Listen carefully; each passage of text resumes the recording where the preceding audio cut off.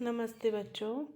कक्षा 7 विषय विज्ञान और लेसन है तीसरा, रेशों से वस्त्र तक। इसका अपने एक पार्ट कर चुके हैं कि किस प्रकार भेड़ों से ऊन को उनके बालों को उतारने के बाद उनके स्टेप बाय स्टेप कैसे उनसे ऊन प्राप्त होती है, ये चरण अपने कर चुके हैं।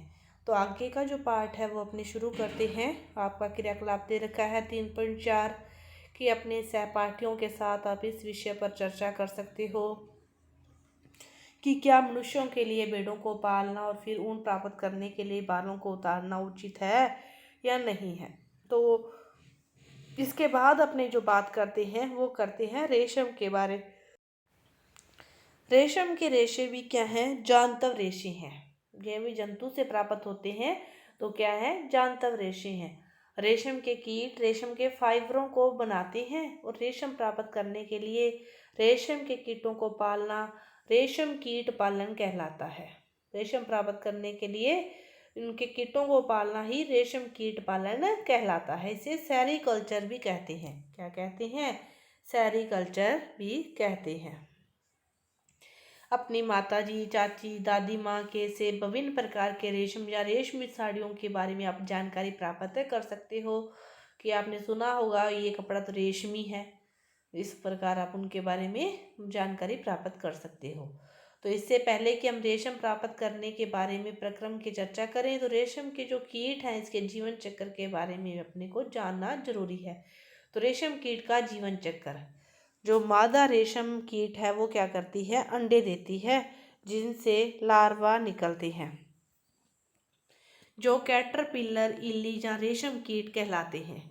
फिर ये आकार में वृद्धि करते हैं और जब कैटरपिलर अपने जीवन चक्र की अगली अवस्था में प्रवेश करने के लिए तैयार होता है तो यह प्यूपा कोशित कहलाता है। पहले वो अंडे देती है, अंडे के बाद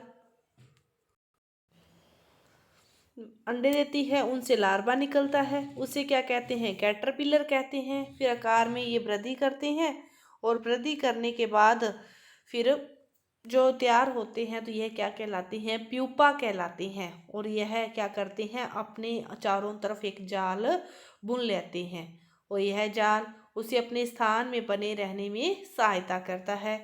फिर यह अंग्रेजी संख्या 8 के रूप में अपने सिर को एक सिरे से दूसरे सिरे तक ले जाता है और सिर की इस गति के समय कैटरपिलर पतले तार के रूप में प्रोटीन से बना एक पदार्थ है वो स्रावित कर देता है जो कठोर होकर सूख कर रेशम का रेशा बन जाता है। तो देखो कि जो प्यूपा है अपने चारों तरफ एक जाल बुनता है और यह जाल उसे अपने स्थान में बने रहने में सहायता करता है। तो एक सिरे से दूसरे सिरे तक जाता है तो उस समय यह पतले तार के रूप में प्रोटीन का एक पदार्थ है उसको स्रावित करता है और जो धीरे धीरे सूख कर कठोर रेशम का रेशा बन जाता है। जल्दी ही कैटरपिलर समय को पूरी तरह से रेशम के रेशों से ढक लेता है और यह प्यूपा बन जाता है। फिर वो क्या कर लेता है? रेशम के रेशों से ढक लेता है तो यह क्या बन जाता है? प्यूपा बन जाता है। यह आवरण कोकून कहलाता है। कीट का इसके आगे का विकास कोकून के भीतर होता है। यह आवरण कोकून कहलाता है और कीट का जो आगे का विकास है वह कोकून के भीतर ही होता है। रेशम के रेशों का उपयोग रेशम के वस्त्र बुनने के लिए किया जाता है। क्या आप कल्पना कर सकते हैं कि रेशम का मृदु रेशा स्टील के तार जितना मजबूत होता है? ये देखो, ये वयस्क रेशम कीट हैं। शहतूत की पत्ती पर इनके अंडे। रेशम कीट ऐसा होता है, ये वयस्क हो चुके हैं, अंडे हैं, ये कोकून है और उसके विकासशील कोकून में विकासशील कीट, उसके अंदर जो कीट विकसित होता है वो इस अवस्था में होता है। ये पूरा इनका जीवन चक्र है।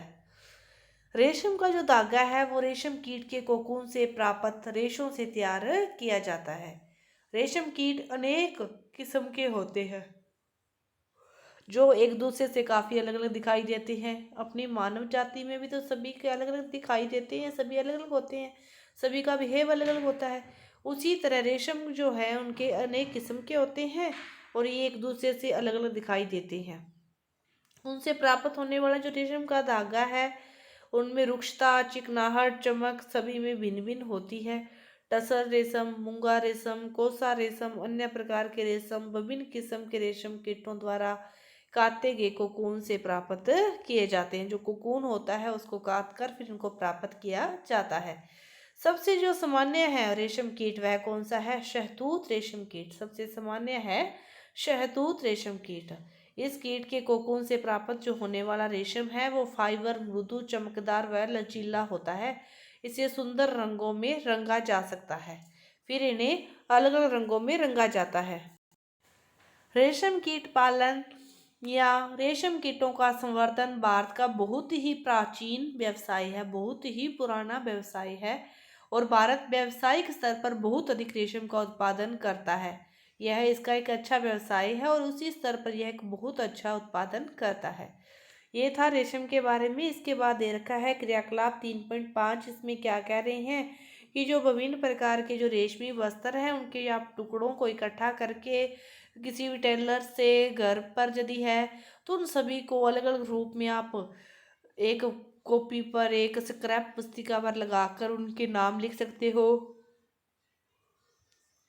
कि कौन सा शहतूत रेशम है, कौन सा टसर रेशम है, कौन सा एरी रेशम है और कौन सा मूंगा रेशम है। और उनकी बाद में फिर आपको पहचान भी हो जाएगी सभी के बारे में अलग अलग। इसके बाद है क्रियाकलाप 3.6 भी किसी भी संश्लेषित रेशम और शुद्ध रेशम का आप एक एक धागा ले लो और इन धागों को सावधानी से जलाओ। तो आप क्या करते हो, उनके जलते समय जो उनकी गंध है उनमें क्या है अंतर है उसको आप महसूस कर सकते हो, लेकिन सावधानी से आप इसे करोगे। किसके जलने की जो गंध है कि दोनों को इकट्ठा जलाया है तो इसके जो जलने की गंध है जहाँ तो संश्लेषित जैसी आ रही है या फिर शुद्ध रेशम जैसी आएगी। कैसी आएगी? तो शुद्ध रेशम जैसी आएगी। इसके बाद देखो क्रियाकलाप 3.7 है कि आप चित्र जो 3.9 है उसकी आप फोटो प्रतिलिपि लीजिए और रेशम कीट के जीवन चक्र की विभिन्न अवस्थाओं के चित्र काट कर चार्ट पेपर पर आप अलग अलग चिपका कर एक चार्ट पेपर तैयार कर सकते हो। सही अवस्था में लगाकर इसके रेशम कीट का पूरा जो जीवन चक्र है उसको एक सही क्रम में व्यवस्थित करके आप एक चार्ट तैयार कर सकते हो। कोकून से रेशम तक। रेशम प्राप्त करने के लिए रेशम कीटों को पाला जाता है और कोकूनों को एकत्रित करके फिर रेशम के फाइबर प्राप्त किए जाते हैं।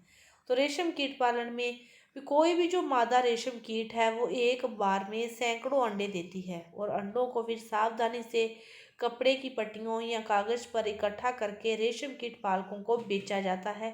और ये पालक किसान अंडों को स्वस्थाकर स्थितियाँ, उचित ताप आर्द्रता की अनुकूल स्थितियों में रखते हैं। जो भी इनको पालते हैं वो इनको उनकी अनुकूल स्थितियों में रखते हैं। अंडों को उपयुक्त ताप तक गर्म रखा जाता है जिससे अंडों में से लार्वा निकल आए। यह तब किया जाता है जब शहतूत के वृक्षों पर नई पत्तियां आती है। कब? जब शहतूत के वृक्ष हैं उन पर जब नई पत्तियां आती है तो उनको तब किया जाता है।